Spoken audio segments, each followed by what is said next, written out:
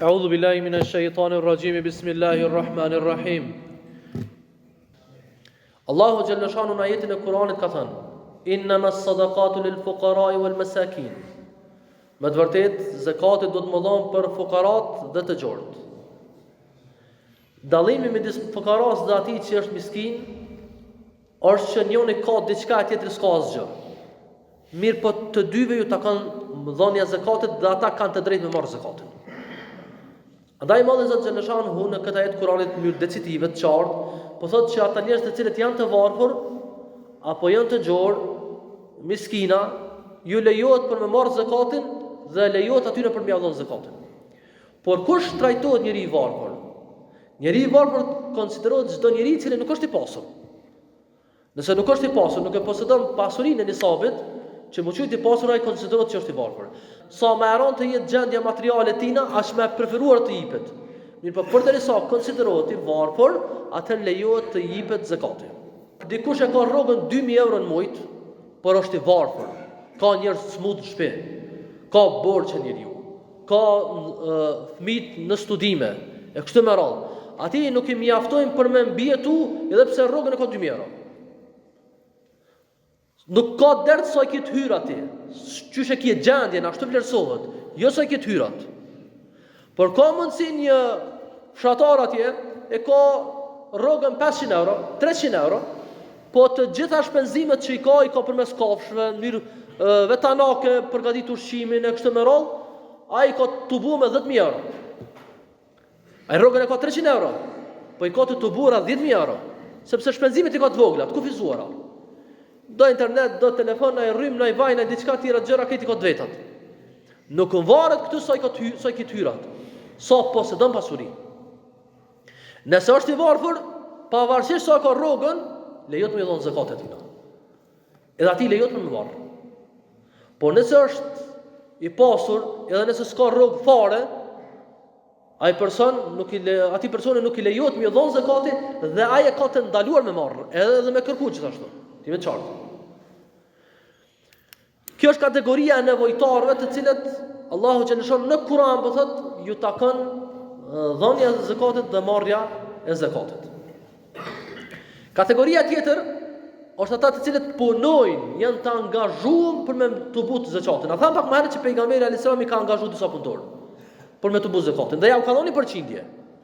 Por s'ju ka lejuar me marr dhuratë aty në hedhje, s'ju ka lënë sepse kjo është rruga e rishfetit, e keq përdorimit. Gjithashtu kemi kategorinë tjetër e cila lejohet për me të cilës lejohet për me dhënë zakatin, janë ata të cilët vetëm sa kanë hyrë në Islam, e gjendje financiare kanë të keqe, e ka mundësi dikush me josh, më thon hajde në fen tjetër se po t'i paguajnë ana keq shpenzimet. E për me stabilizuar atë në Islam, e për me qetësuar atë, mos me lënë mundësi dikush me keq përdor atë, lejohet me dhënë zakatin atij personi për me qetësuar atë, për me stabilizuar atë, edhe nëse është i pasur, sepse këtu nuk ka të bëjë me çështjet varfrit. Kjo është përcaktim që gjithherë institucionet e bëjnë këtë zot, e vlerësojnë një gjë të tillë. Kategoria tjetër është, ndoshta unë e quaj kategoria e emergjencave. Janë ata të cilët janë të zhytur në borxhe. Na sot fatkeqësisht në kohën tonë bashkëkohore është humb besa midis njerëzve. Ti jap borxh dikujt dhe friksohesh që del problem me parën tonë. Andaj për paran, ma herët, në kohë tona ma të ma hershme, o kona detë që mi ndihmua dhe mi dhonë bërsh njëri tjetrit. Por sot, fatkeqësisht, besueshmëria midis njerëzve ka ra, dhe vullneti për mi ndihmua tjetrit, apo për mi dhonë parën tjetrit, edhe nëse kije, o shumë i vogël. Edhe pse kjo është sevap shumë i madh. Dhe dikush ka borxh, i ka marrë borxh, nuk dëmë për me këty borxhin. Është gjendje të vështirë. Ky person ka rënë depresion. Është e rrezikshme që ky person më shkuën në komod, në kredi, me marr fajde, me vjedh, me orë në gjendje të vetvrasjes.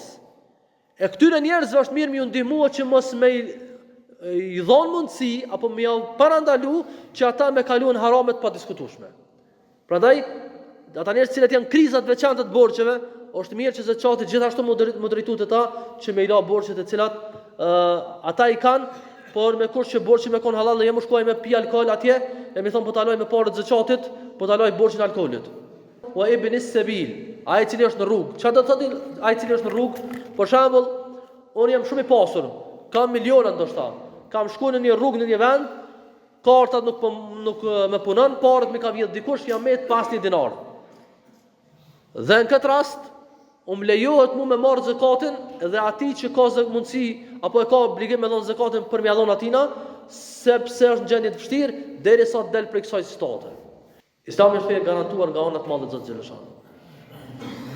Andaj, gjithë ata njerëz të cilët janë në refugjat, nuk janë në shtëpiat e tyre, edhe nëse janë të pasur në familjet e tyre, ju lejohet me marrë zakatin në mënyrë që me bazgjidhje derisa të kalohet kjo situatë. Dhe Zoti xhaleshan thotë wa fi sabilillah, dhe në rrugën e të madhit Zot. Çka do të thotë rrugën e Zotit? Fjala fi sabilillah, në rrugën e Zotit, është komentuar që ka të bëjë me ata njerëz të cilët janë fush betejë, janë ata të cilët përgatiten për luftë për me ruajt vendin dhe popullin e tij. Dhe thamë se gjithashtu dietarët islam krahas kësaj kanë thënë edhe për nxënësin e dijes. Këta dy nëse janë të varfër, lejohet me dhënë zakati edhe përmes kategorisë të varfërve. Po specifika këtu është se edhe nëse janë të pasur, këtyre lejohet me dhënë zakati. Duke dashur me ngrit dhe me rrit vullnetin, me stimulu besimtarin që me sakrifikuar gjithçka për vendin e vet, prej diturisë, por edhe për kapaciteteve fizike dhe ushtarake që me rujt me garantue vendin dhe popullin e vet. Në vendin tonë fatmirësisht është një fokus kogja i madh dhe i mirë se ardhur shumë që na gjithë e vlerësojna për përgatitjen e ushtrisë tonë, e sigurisë tonë, në aspektin policor, ushtarak, inteligjent kështu me radhë, gjë e cila kjo është një gjë që na e kena ndrruar me vite të tëra, por anën fetare e kemi lënë paksa onash dhe na ka mbet vetëm në rahmetin e njerëzve. E kështu që kemi lënë onash në kuptimin e institucioneve shtetërore kanë lënë onash, se jo na. Mirë po, në këtë rast po themi që neve na takon përgjegjësia e plot që të ndihmojmë nxënësit e dijes, e veçanërisht ata të cilët mësojnë fjalën e të madhit Zot xhaleshan. Në mënyrë të veçantë po flasim për ata të cilët studiojnë jashtë vendit, shpenzimet e tyre janë shumë të larta dhe familjarët nuk kanë mundësi me imbulue me kapacitetet e tyre përveç se ndonjë rast shumë i veçantë, pasi që janë shpenzime shumë të larta. Institucioni i Bashkisë Islame nuk ka mundësi të i dhurojë bursë të plot të gjithëve për faktin që janë kosto të larta dhe mbështetja shtetërore nuk po është prezente. Andaj ndoshta dhe padyshim që mundësia më e mirë e dhënies së zakatit e ndihmave është për ata të cilët ndihmojnë, për ata të cilët dëshirojnë që të kontribuojnë të ndihmojnë për nxënësit e dijes. Padyshim, dhe pas një diskutim se prej vendeve më të preferuara, më të dashura për dhënien e zakatit është edhe për nxënësit e dijes.